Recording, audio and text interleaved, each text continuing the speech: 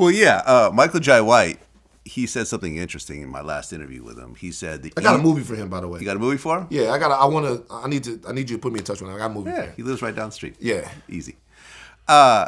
Michael believes that the easiest way for a minority to get famous is to say what white people would like to say but can't. Like if you're a minority that would dare say something that racist white people want to say out loud, it's easy. Right. Candace Owens has made a whole career. It's easy. Yeah. It's cheap. It's easy. Interesting.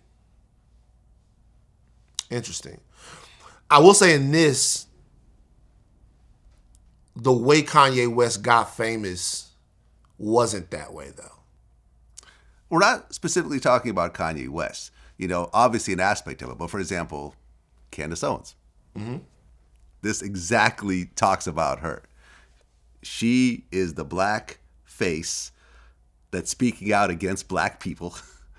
The whole thing about George Floyd really died from drugs and not the cop's knee on his neck. That was right after the premiere of Candace Owens' documentary, which talks about this, talks right? About that, yeah. Right? So, the thing about Kanye was that Kanye actually endeared himself to us and made him, and I don't know what to think about this. That's why I think what Kudi and Chike did in the documentary was so powerful. So Kanye, when he dropped on the scene, it was how you stop the Black Panthers. Ronald Reagan got an answer. You know what I'm saying? Like Kanye was one of the. I had never seen a mainstream rapper be able to have pop hits with those types of messages. Yeah, along with Jesus Walks. And a white man gets paid off of all of that. Yeah, there was really a very strong social message in his early music. It was revolutionary, and it was like, okay, well, and there was this kind of thing that rappers used to have to do. Hov talks about it. It's like, lyrically, I would like to be Talib Kweli, but like, you know what I mean? I was having rhyme like common sense. There was this trade-off that you just have to make back in the day to whether either you were going to speak to the experience of black people very directly, or you were going to make $100 million as a rapper. And you couldn't do them both. Well, he did do it. Yeah. And that is what has been so hard to let go of. Right. And then let's not forget, George Bush doesn't care about black people. That was the first time I think a rapper has spoken about a president and the president actually responded at one point. Right. Because George Bush even responds to, that's just not true. Yeah. You know what I mean? George said they hurt my fucking feelings. It hurt my feelings. Right. So, you know what I'm George saying? said they hurt my feelings. That was, I think, a big deal in Kanye's career. Absolutely. He transcended what it meant to even be an entertainer. Yeah. And he became something different, was the voice. Now, what we weren't paying attention to was over the years, way before this, that had started to dissipate. Like over the years, that has started to go away. I come back to what Michael said about Candace Owens. Well, he didn't say that about Candace Owens. He said about minorities in general. About minorities in general. So I come back to what he was saying. He's definitely not wrong. But what I did watch Candace Owens' latest thing that she put up on her podcast on her YouTube, because once you start watching Kanye West clips on your YouTube, your algorithm gets really fucking interesting.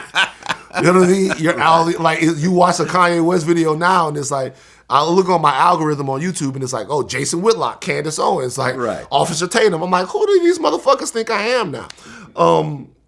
And she recently just said, like, don't ask me about Kanye West anymore. Oh, really? She's distancing herself from Kanye I don't know. West? Look, what she said was, okay. And it was funny. She was like, don't ask me about Kanye West anymore. And when you go through the comments, which I always do a comment autopsy when I look at any of this stuff, it was mad people going, nah, hell no. Nope. You're a hypocrite. You got to talk about this. You got to talk about that. That, to me, that's Candace Owens experiencing blackness. Having to answer for an affiliation that she doesn't really want any part of right now. And this is why I tell you what I mean by that. Like, and as the reason why white people feel that way about black people is because I have to be everything. When I walk into a room, if my hat is turned backwards, like I have to be somebody's thug. I have to be somebody's rapist. I have to be somebody's criminal. Like, I walk into a room having to prove that I'm not the thing that they saw on the 4 o'clock news. I have to walk into the thing and prove, and this is me coming from living in Baton Rouge and being handcuffed in my driveway, right? I'm in my driveway doing my homework. Like, I'm at my house. True story. Gardere Lane, Baton Rouge, 1995. I'm in my driveway, in my driveway at my crib doing my homework. I'm sitting outside. It's a nice day. I love Louisiana. I'm sitting outside. I'm doing my homework. Cops pull up, get up, handcuff. What you doing? Like, I'm sitting right here. Like, all right, we're going to cuff me, put me in the car. Like, you fit the description. We're going to make sure that you're not who you say you are. Like, my pops comes home and is like, this boy is 15 years old. What the fuck y'all doing? Now he going crazy. He's got a gun on him. Now he's going nuts. Now this situation where I've had to prove that I'm not a criminal is about to blow up to where somebody really is about to become one. So for me, when I look at the experience of how people deal with the media, how they look at the media, having to answer questions for other black people or prove for whatever reason that you don't subscribe to somebody else's ideas just because you are black.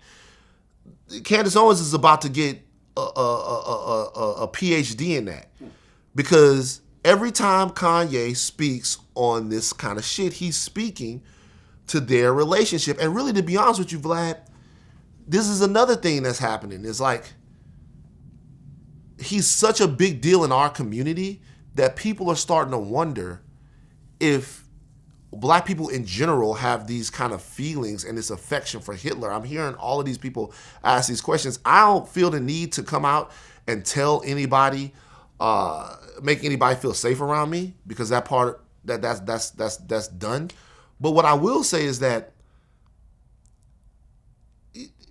Kanye West, Van Lathan, Van Jones, who you get confused for now? Why you get confused for about? Nobody speaks for the black community. A black man speaks for himself. Yeah. A black woman speaks for herself. A black kid speaks for their self.